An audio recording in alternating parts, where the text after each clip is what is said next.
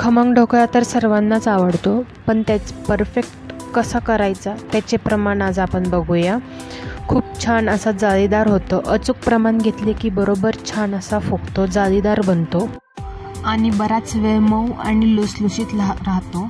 त्यामुळे आता बघूया आपण सर्वात आधी आपण काय घ्यायचे। तर मी इथे एका पातेल्यात 1 कप पाणी घेते।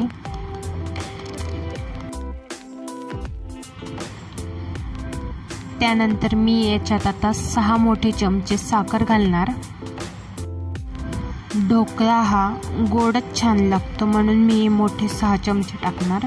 तुम्ही थोडे कमी टाकू शकता।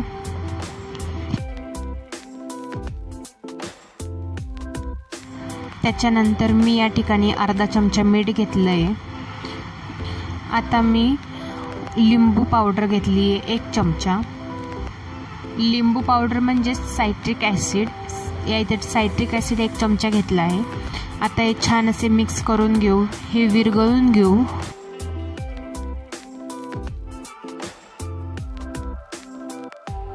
हे छान असे 2 ते 3 मिनिटं विरघळून घ्यायचे। या ठिकाणी हे सर्व साखर, लिंबू सत्व आणि मीठ हे विरघळून झाले आहे। आता मी ह्याच्यात 1.5 कप बेसन घालणार। 1.5 कप बेसन घातल्यानंतर एक 4 ते 5 मिनिट आपण हे फेटून घ्यायचे। गुठळी राहिली नाही पाहिजे। तर आता अशा पद्धतीचे बॅटर झाले। त्यानंतर मी 2 मोठे चमचे गरम तेल घालणार। गरम तेल घातल्यानंतर 2 ते 3 मिनिटं परत छान आपण फेटून घेऊया। छान फेटल्यानंतर मी या ठिकाणी एक मध्यम आकाराची प्लेट घेतली आहे। त्या प्लेटला छान असे तेल लावून घेणार। मी पाणी उकळायला ठेवलेलं आहे।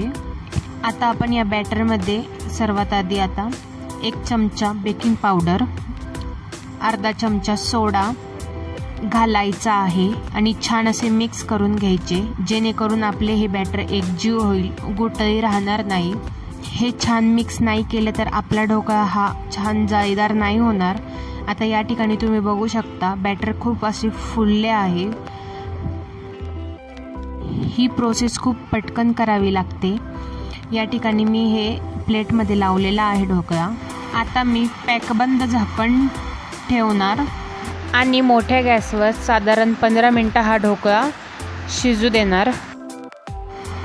आता आपण ढोकळ्यासाठी लागणारी फोडणी कशी तयार करायची ते पाहूया। मी इथे 2 चमचे तेल घेतलं आहे। त्यानंतर मी मोहरी घालणार। मोहरी छान अशी तडतडू द्यायची। नंतर थोडे जिरं आणि कढीपत्ता, 4 ते 5 मिरच्या चांगल्या अशा तडतडू द्यायच्या आहे।